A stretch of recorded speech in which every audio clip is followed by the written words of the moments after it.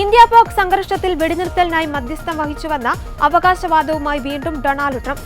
താൻ ഇടപെട്ടില്ലായിരുന്നുവെങ്കിൽ 3.5 കോടി പേർ കൊല്ലപ്പെടുമായിരുന്നുവെന്ന് പാക് പ്രധാനമന്ത്രി ഷഹബാസ് ഷെരീഫ് തന്നോട് പറഞ്ഞുവെന്ന് ഡൊണാൾഡ് ട്രംപ് പറഞ്ഞു. US കോൺഗ്രസിൽ നടത്തിയ പ്രസംഗത്തിലായിരുന്നു അദ്ദേഹത്തിന്റെ അവകാശവാദം. താൻ ഭരണത്തിലേറി ആദ്യ 10 മാസത്തിനുള്ളിൽ 8 യുദ്ധങ്ങളാണ് ഇല്ലാതാക്കിയത്. ഇന്ത്യയും പാകിസ്ഥാനും തമ്മിൽ ആണവയുദ്ധം ഉണ്ടായേനെ. താൻ ഇടപെട്ടില്ലായിരുന്നുവെങ്കിൽ 35 ദശലക്ഷം പേർ കൊല്ലപ്പെടുമായിരുന്നുവെന്ന് പാക് പ്രധാനമന്ത്രി ഷഹബാസ് ഷെരീഫ് തന്നോട് പറഞ്ഞുവെന്ന് ട്രംപ് US കോൺഗ്രസിൽ അവകാശപ്പെട്ടു. പഹൽഗാമിലെ ഭീകരാക്രമണത്തിന് പിന്നാലെയാണ് ഇന്ത്യ തിരിച്ചടിച്ചത്. പാക് ഭീകര കേന്ദ്രങ്ങളെ ലക്ഷ്യമിട്ട് ഇന്ത്യ നടത്തിയ ഓപ്പറേഷൻ സിന്ദൂർ ആക്രമണങ്ങളിൽ നിരവധി ഭീകരരെ വധിക്കുകയും ഭീകര കേന്ദ്രങ്ങൾ തകർക്കുകയും ചെയ്തിരുന്നു. തുടർന്ന് ഇരു രാജ്യങ്ങളും തമ്മിൽ വെടിനിർത്തൽ കരാറിലെത്തുകയായിരുന്നു. ഇത് തന്റെ ഇടപെടലിൽ ആയിരുന്നുവെന്നാണ് ട്രംപ് നിരന്തരം ആവശ്യപ്പെടുന്നത്. എന്നാൽ മൂന്നാം കക്ഷി മധ്യസ്ഥത ഇന്ത്യ തള്ളിക്കളഞ്ഞിട്ടുണ്ട്. അതേസമയം വിദേശ രാജ്യങ്ങൾക്ക് മേൽ തീരുവ ചുമത്തുന്നതിലൂടെ ലഭിക്കുന്ന വരുമാനം ഭാവിയിൽ ആദായ നികുതിക്ക് പകരമാകുമെന്ന് അമേരിക്കൻ പ്രസിഡന്റ് ഡൊണാൾഡ് ട്രംപ്. ഇതുവഴി അമേരിക്കൻ ജനതയുടെ സാമ്പത്തിക ബാധ്യത കുറയ്ക്കാനാകുമെന്നും ട്രംപ് പറഞ്ഞു. ചൊവ്വാഴ്ച നടന്ന people's state of the union പ്രസംഗത്തിൽ സംസാരിക്കുന്നതിനിടെയാണ് ട്രംപിന്റെ പ്രസ്താവന. ഇറക്കുമതി തീരുവകൾ ഏർപ്പെടുത്തിയ ട്രംപിന്റെ നടപടി നിയമവിരുദ്ധമാണെന്ന് US സുപ്രീം കോടതി വിധിച്ചതിനു പിന്നാലെയാണ് ട്രംപിന്റെ പ്രസ്താവന.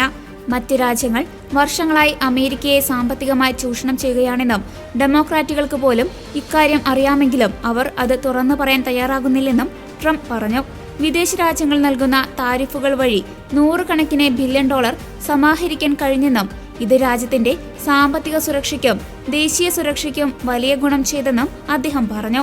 ഈ സംവിധാനം നടപ്പിലാക്കാൻ കോൺഗ്രസിന്റെ പ്രത്യേക നടപടികൾ ആവശ്യമില്ലെന്നും അംഗീകരിക്കപ്പെട്ട രീതിയാണിതെന്നും അദ്ദേഹം കൂട്ടിച്ചേർത്തു.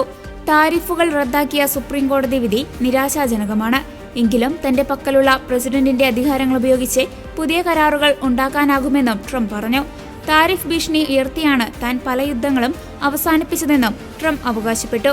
തീരുവ സംബന്ധിച്ച നിലവിലെ നിയമപരമായ തടസ്സങ്ങൾ പരിഹരിക്കുമെന്നും അമേരിക്കയെ രക്ഷിക്കാൻ ഇത്തരം നടപടികൾ അത്യാവശ്യമാണെന്നും ട്രംപ് പറഞ്ഞു.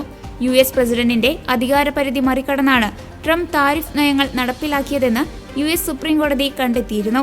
തീരുവ ചുമത്തുന്നതിനുള്ള അധികാരങ്ങൾ പ്രയോഗിക്കുന്നതിന് കോൺഗ്രസിന്റെ വ്യക്തമായ അനുമതി ആവശ്യമാണെന്ന് ചീഫ് ജസ്റ്റിസ് ജോൺ റോബർട്ട്സ് വിധിന്യായത്തിൽ പ്രസ്താവിച്ചിരുന്നു. 1977 international emergency economic powers act ദുരുപയോഗം ചെയ്താണ് ട്രംപ് കോൺഗ്രസിന്റെ അനുമതിയില്ലാതെ വ്യാപാര നികുതികൾ ചുമത്തിയിരുന്നത്. ശത്രുരാജ്യങ്ങളുടെ ആസ്തികൾ മരവിപ്പിക്കാനോ ഉപരോധം ഏർപ്പെടുത്താനോ പണ്ട് ഉപയോഗിച്ചിരുന്ന ഈ നിയമം വ്യാപാര നികുതികൾ ചുമത്താൻ ഉപയോഗിക്കാൻ കഴിയില്ലെന്ന് കോടതി വ്യക്തമാക്കിയിരുന്നു.